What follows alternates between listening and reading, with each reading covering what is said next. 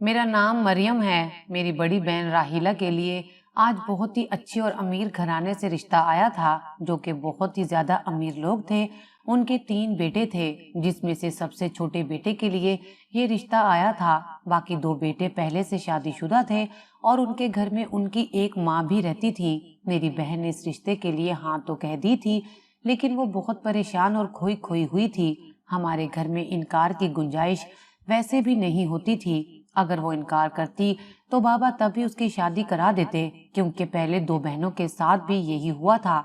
लेकिन अब राहिला बाजी जरूरत से ज्यादा परेशान थी। मैं घर में सबसे छोटी थी, मुझे सबसे ज्यादा फिक्र रहती थी। मैंने बाजी से बार बार पूछा, लेकिन उसने मुझे कोई बात नहीं बताई। शादी वाले दिन जब मैं उसके कमरे में गई उसे जगाने के लिए कि आज उसकी शादी है, कम से कम आज तो जल्दी उठ जाए, मगर मैं हैरान रह गई कि वो बिस्तर पर मौजूद नहीं थी। उसने तकियों को ऐसे रखा था जैसे हम ये समझें कि वो सो रही है। इसका मतलब वो रात में ही घर से कहीं भाग गई थी। शादी के सारे इंतजामात मुकम्मल थे और बारातियों के फोन भी आ रहे थे कि हम लोग तो दोपहर 2:30 बजे तक पहुंच जाएंगे। और यहाँ पर दुल्हन गायब थी। मेरे बाबा के मोहल्ले में बहुत इज्जत थी। अल्लाह ने उनको 4 बेटियां दी थी, लेकिन फिर भी कभी उन्होंने अपनी बेटियों के बारे में ऐसा नहीं कहा था कि अल्लाह ने मुझे सिर्फ बेटियां दी हैं, मेरे पास बेटा नहीं है। हमने हमेशा उनकी इज्जत रखी थी, लेकिन मेरी बहन ने ना जाने क्या सोचा कि घर से भाग गई। वो हमारे लिए खत छोड़कर गई थी, जिसमें लिखा था वो अपनी पसंद के लड़के के साथ जा रही है। मेरे माँ बाप बहुत परेशान हो गए थे। उन्होंने मुझे कहा कि मैं दुल्हन बनकर बैठ जाऊं, लेकिन अगर मैं ये कुर्बानी देने के लिए तैयार भी हो जाती तो क्या लड़के वाले इस बात के लिए मान जाते? वो तो मेरी बहन को पसंद करके गए थे। खैर, मैं दुल्हन बनकर बैठ गई। जब तक बारात नहीं आई थी सब कुछ नॉर्मल था। फिर मेरी माँ लड़के की माँ को बुलाकर लाई, उनको रो रो कर सारी बात बताई। उनके कदमों में बैठ गई, कहने लगी कि हमें माफ कर दें, हम बहुत मजबूर हैं, हमारी इज्जत रखें, हमारी छोटी बेटी से अपने बेटे की शादी कराने के लिए मान जाएं। अगर बारात वापस चली गई तो हमारी बहुत बदनामी होगी। मेरी बहन की सास बहुत ही नेक औरत थी, 3 दफा हज पर भी जा चुकी थी।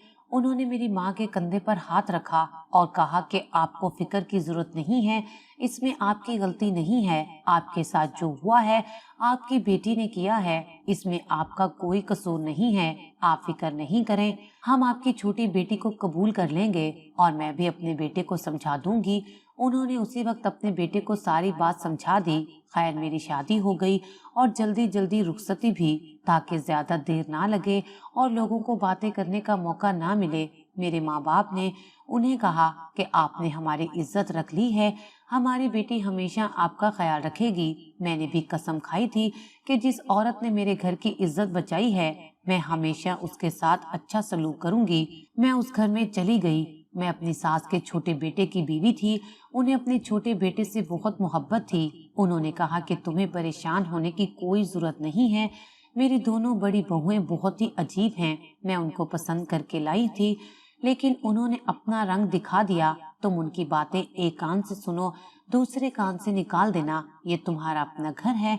मैं बहुत परेशान थी, माँ बाप के लिए भी और अपनी बहन के लिए भी, लेकिन अब मेरी जिंदगी शुरू हो गई थी। मैं इस शादी के लिए तैयार नहीं थी। मुझे क्या पता था कि आज मेरी बहन की जगह मेरी शादी हो जाएगी। मुझे लगा मेरी बहन खुद से भाग गई है, मुझे आग में झोंक गई है, लेकिन ऐसा नहीं हुआ। वो तो बदकिस्मत थी जो इतने अच्छे घर को लात मारकर चली गई। चाहे वो किसी महल में भी गई हो, लेकिन ये बात उसके रिश्तेदार कभी नहीं भूलेंगे कि वो भाग कर आई है। कल को अगर उसे अल्लाह ने बेटी दे दी तो उसको सब यही कहेंगे कि तुम्हारी माँ अपने घर से भाग कर आई थी। लेकिन घर से भाग जाने वाली लड़कियां इस बारे में सोचती ही नहीं हैं। इतनी सी बात इंसान क्यों नहीं समझता। मेरी सास बहुत अच्छी थी। कहते हैं कि जिसके दिल में अल्लाह का खौफ होता है वो इंसान बुरा नहीं हो सकता। बुरा इंसान हमेशा वही होता है जो अल्लाह को भूल कर बैठा होता है। मेरी सास पूरा दिन हाथ में तस्बीह पकड़कर बैठी रहती, 5 वक्त की नमाज पढ़ती, कुरान भी पढ़ती, घर के मामलात में भी नहीं बोलती थी। पता नहीं उनको देखकर मेरे दिल को एक सुकून सा आ जाता था। लेकिन इस घर में रहते हुए मैंने ये बात नोट की थी कि उनकी इस घर में कोई इज्जत नहीं है। ان سے پوچھ کر کوئی کام نہیں کیا جاتا، یہاں تک کہ ان کے بیٹے ان کے ساتھ بدتمیزی کرتے رہتے۔ ان کو شوگر تھی، کوئی بیٹا بھی ان کے کھانے پینے کا خیال نہیں رکھتا تھا۔ لیکن آج میں نے گھر میں چاول بنائے تھے، میں نے ساس کو کہا کہ آپ کے لیے چاول اچھے نہیں ہیں، آپ کے لیے کوئی اور چیز بنا دوں؟ انہوں نے کہا نہیں، مجھے عادت نہیں ہے، جو بن جاتا ہے میں چپ چاپ کھا لیتی ہوں، چاول کھانے سے شوگر تھوڑی ہی بڑھ جائے گی، مجھے پتا ہے، لیکن میں کسی پر بوجھ نہیں بننا چاہتی۔ میں نے کہا ہے میں الگ سے آپ کے لیے سالن روٹی بنا دیتی ہوں، آپ فکر نہ کریں۔ سالن روٹی بنانے میں تھوڑی دیر ہو گئی، میرا شوہر آ چکا تھا، وہ کمرے میں چلا گیا، لیکن میں پیچھے نہیں گئی تھی، جبکہ اس نے مجھ سے کہا مجھے جیسے ہی میں گھر میں آ جاؤں تو مجھے کمرے میں ملو۔ میں نے کہا میں آپ کی امی کے لیے ہی روٹی بنا رہی تھی، اتنا غصہ کرنے کی کیا ضرورت ہے؟ میرے شوہر نے مجھ پر غصہ کرنا شروع کر دیا کہ آدھے گھنٹے سے میں آیا ہوا ہوں، تو مجھ سے یہ نہیں پوچھ سکتی کہ مجھے پانی چاہیے یا نہیں، جاؤ پہلے میرے لیے کھانا لاؤ۔ میں نے کہا میں تو آپ کی ماں کی خدمت کر رہی تھی، آپ کو تو خوش ہونا چاہیے۔ میرے شوہر نے کہا کوئی ضرورت نہیں ہے میری ماں کی خدمت کرنے کی، باقی بھابیاں پہ تو نہیں کرتی، اگر تم یہ ذمہ داری اپنے سر لوگی تو پھر تمہیں ہمیشہ یہ سب کچھ کرنا ہوگا، تم میرے حصے کا ٹائم میری ماں کو دو گی تو میں خوش نہیں رہوں گا۔ میں حیران تھی کہ ان کی بھی تو کسی نے خدمت کرنی ہے۔ میرے شوہر نے کہا تم میری ماں کو چھوڑ دو، وہ خود اپنا خیال رکھ لیں گی، ان کے پاس بہت پیسہ ہے۔ مجھے اس بات پر عجیب لگا، لیکن پھر بھی میں اپنی ساس کی خدمت کرتی تھی، کیونکہ میں یہ بات نہیں بھول سکتی تھی کہ انہوں نے ہم پر اتنا بڑا احسان کیا ہے۔ اگر اس ٹائم وہ انکار کر دیتی اور شور مچا دیتی تو آج ہماری عزت محلے میں 2 ٹکے کی بھی نہیں رہنی تھی۔ یہ لوگ دوسرے شہر میں رہتے تھے، اس لیے میرے کسی بھی خاندان والے کو یہ نہیں پتا تھا کہ اپنی بہن کی جگہ میں رخصت ہوئی ہوں۔ وہ یہی سمجھ رہے تھے کہ میری بہن رخصت ہو گئی ہے اور میں اپنے ماموں کے گھر چلی گئی ہوں۔ میرے ماں باپ نے رشتہ داروں اور محلے والوں سے بھی کہہ دیا کہ میری بہن اور اس کا شوہر باہر کے ملک چلے گئے ہیں، میری شادی میرے ماموں کے بیٹے کے ساتھ ہو گئی ہے۔ میرے ماں باپ اپنی عزت بچانے کے لیے بہت سے جھوٹ بولتے رہے، کیونکہ زمانہ تو جواز مانگتا ہے، زمانے کو جواب دینا ہی پڑتا ہے۔ سردیوں کا موسم آ رہا تھا، میری ساس نے سب کو پیسے دیے اور کہا کہ اپنے کپڑے لے آؤ، لیکن جب وہ پیسے مجھے دینے لگی تو میں نے کہا مجھے پیسے نہیں چاہیے، ابھی تو میری شادی ہوئی ہے، میرے پاس بہت سارے کپڑے ہیں۔ میری ایک جٹھانی نے کہا پھر تمہارے حصے کے پیسے بھی مجھے دے دیں۔ اس بات پر وہ ہنسنے لگی۔ میری ساس نے کہا کوئی بات نہیں، تمہیں فکر کرنے کی ضرورت نہیں ہے، یہ مریم کے پیسے ہیں، جب اس کو چاہیے ہوں گے وہ مجھ سے لے لے گی، میرے پاس محفوظ رہیں گے۔ اس بات پر جٹھانی نے کہا آپ کے پاس تو بہت کچھ پڑا ہوا ہے، لیکن پتہ نہیں محفوظ ہے یا نہیں۔ اتنا کہہ کر وہ اپنے کمرے میں چلی گئی۔ میری سب جٹھانیاں میری ساس کو ڈھکے چھپے الفاظ میں تانے مارتی تھی۔ میں نے اپنی ساس سے کہا آپ کیوں ان سب کی باتیں سنتی ہیں، جواب کیوں نہیں دیتی؟ انہوں نے کہا مجھے جواب دینے کی عادت نہیں ہے، ان سب کی خوش قسمتی سمجھو یا میری بد قسمتی کہ میرا شوہر ان کی شادیوں سے پہلے ہی اس دنیا سے چلا گیا، نہیں تو ان سب کو سیدھا کر دیتا۔ وہ بہت ہی زیادہ سخت انسان تھا، بس وہ اس دنیا سے چلا گیا ہے۔ ساری زندگی پیسے کماتا رہا، جب گھر بیٹھنے کا وقت آیا تو اس کو موقع ہی نہیں ملا، تبھی تو یہ بچے اس قدر بگڑ گئے ہیں، اب میری بات بھی نہیں سنتے، اس لیے میں ان کے معاملات میں نہیں بولتی۔ لیکن ایک بات تھی کہ میری دونوں جٹھانیوں کے ہاں ابھی تک اولاد نہیں تھی، ان کی شادی میری شادی سے 3 سال پہلے ہو چکی تھی۔ میں اپنے شوہر سے چھپ کر اپنی ساس کی خدمت کیا کرتی تھی کہ کہیں اسے پتہ نہ چل جائے، لیکن ایک دن وہ اچانک سے گھر میں داخل ہوا، تب میں اپنی ساس کے پاؤں دبا رہی تھی۔ میری ساس نے مجھے کہا کہ فوراً اپنے کمرے میں چلی جاؤ، نہیں تو میرا بیٹا تمہیں ڈانٹے گا۔ میں سوچ رہی تھی ڈانٹ تو مجھے پڑے گی۔ میں کمرے میں گئی تو میرے شوہر نے کہا تم اتنی چالاک لگتی نہیں ہو، لیکن تم بہت زیادہ چالاک ہو۔ میں نے کہا کہ کیا مطلب؟ اس نے کہا تم میری ماں کی خدمت اسی لیے کر رہی ہو کہ تمہیں بھی پتہ چل گیا ہے کہ ساری جائیداد کی وارث وہ اکیلی ہیں، جلد ہی اپنی وصیت لکھنے والی ہیں۔ میں حیران رہ گئی اس بات پر۔ میں نے اپنے شوہر کو کہا ایسی کوئی بات نہیں ہے، آپ کو پتہ ہے उन्होंने हम पर कितना बड़ा एहसान किया है। मेरे शोहर ने कहा, इसमें तुम्हारा तो कोई कसूर नहीं है। इस बात पर मैंने शुक्र अदा किया कि चलो मेरा कोई कसूर नहीं है। मेरा शोहर इस बात को तो मानता है। मुझे लगा हर बात के लिए मुझे ही कसूरवार ठहराया जाएगा। मेरी बहन की तो ना कोई कॉल आती, ना ही किसी तरह उससे हमने राब्ता किया। वो तो ऐसी आंखें फेर गई कि दोबारा वापस नहीं आई। एक दिन मेरे बड़े जेठ के कमरे से लड़ाई की आवाज आ रही थी। यहाँ तक कि मेरे शोहर की भी आंख खुल गई। उसने कहा कि ये रोज का काम है। अगले दिन तीनों भाई बाहर बैठे थे। मुझे चाय बनाने का कहा। मैं चाय बनाकर ले गई। मैंने सुना कि वो सब वसीयत के बारे में बात कर रहे थे। शाम को वो सब मेरी सास के कमरे में चले गए और उनसे बहस करने लगे। ऐसे लगता था वो अभी अपनी माँ को मार देंगे। मेरी सास ने कहा कि मैं मर तो नहीं रही जो इतनी जल्दी वसीयत लिखकर चली जाऊं। तुम लोगों को शर्म नहीं आती इस तरह की बात करते हुए? सब कुछ तुम लोगों का है। जेठ देवर और देवरानियों का यही कहना था, आप अपनी जिंदगी में ही हमें हमारा हिस्सा लिखकर दे दें, नहीं तो बाद में बहुत मसले बनेंगे। फिर अभी तो आपके दस्तखत करने से पहले सब कुछ ठीक हो जाएगा, बाद में हजार किस्म के मसाइल होते हैं। बाबा होते तो अभी तक ये सब कुछ कर चुके होते। मेरी सास ने कहा, बाबा होते तो तुम सबके मुंह पर थप्पड़ मारते कि माँ जिंदा है और तुम लोगों को वसीयत की पड़ी है। मैं घर चला रही हूँ, तुम लोगों की बीवियों के सर्दी गर्मी के कपड़े बनाती हूँ। घर में राशन मेरे पैसों से आता है। तुम लोगों ने कभी 1 रुपया घर में खर्च नहीं किया। पहले 30,000 में ये घर चलता था, अब 1.5 लाख में भी ये घर नहीं चलता। मेरी सास कोई अनपढ़ औरत नहीं थी, पढ़ी लिखी थी। उन्होंने ये बात सीधी कर दी। बेटे खामोश हो गए। मैं इस मामले में कुछ बोलने लगी तो मेरे शोहर ने कहा, तुम्हें ज्यादा बोलने की जरूरत नहीं है। दूसरे भाइयों की बीवियों को देखो, हर बात में उनका साथ देती हैं और तुम मेरी माँ की नौकरानी बनकर बैठी हो। ऐसा लगता है शायद तुम्हारी बहन तुमसे ज्यादा समझदार थी। हम इसी बात को लेकर एक दूसरे से बहस करते रहे। इस घर में आहिस्ता आहिस्ता मसाइल बनने लगे थे। इन लोगों ने जानबूझकर अपनी माँ को बहुत जलील करना शुरू कर दिया था ताकि वो तंग आकर खुद ही जायदाद बेटों के नाम कर दे। घर में फिर से लड़ाई होने लगी। मेरी सास ने कहा, जब तक मैं जिंदा हूँ तब तक ये नहीं होगा। दिल तो मेरा कर रहा है कि तुम लोगों को कुछ भी ना दूं। तुम लोग इस काबिल नहीं हो। सब कुछ मेरे शोहर ने बनाया है, तुम लोगों ने नहीं बनाया। तुम लोगों को घर मिल रहा है, खाना मिल रहा है, यही तुम लोगों के लिए काफी है। इसी में खुश हो जाओ। मेरी सास ने यहाँ तक भी कह दिया, दिल तो करता है सारी जायदाद किसी यतीम खाने के नाम करके चली जाऊं।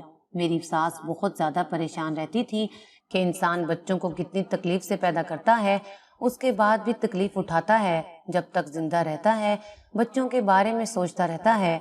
मैं 3 बेटों की माँ हूँ, लेकिन आज मुझे इस बात पर शर्मिंदगी हो रही है।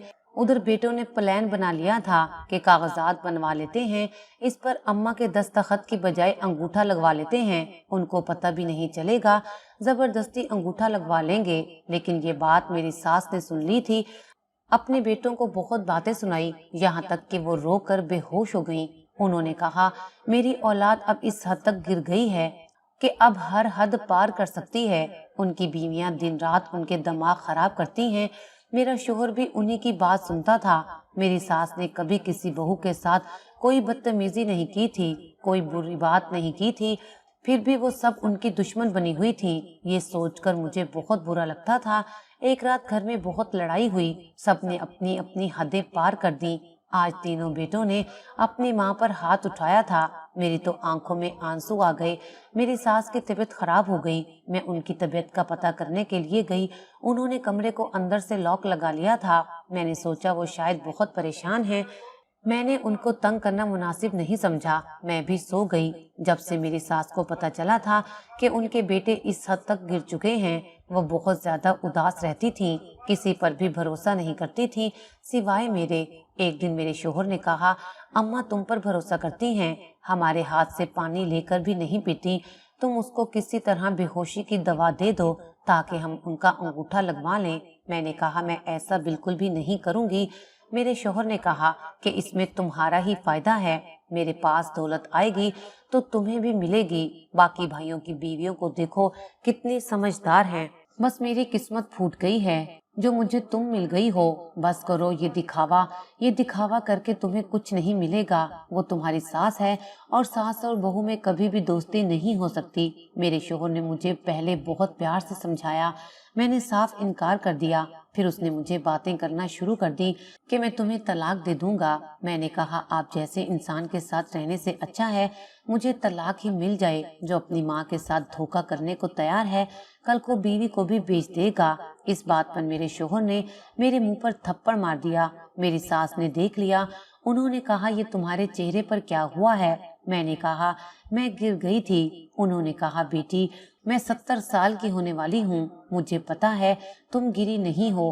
तुम्हारे शोहर ने तुम पर हाथ उठाया है, वजह बताओ मुझे। मैंने कहा कि कोई वजह नहीं है, बस ऐसे ही लड़ाई थी। मैंने उनको असल बात नहीं बताई, उनको मजीद परेशान नहीं करना चाहती थी, लेकिन शायद वो सारी बात समझ गई थी।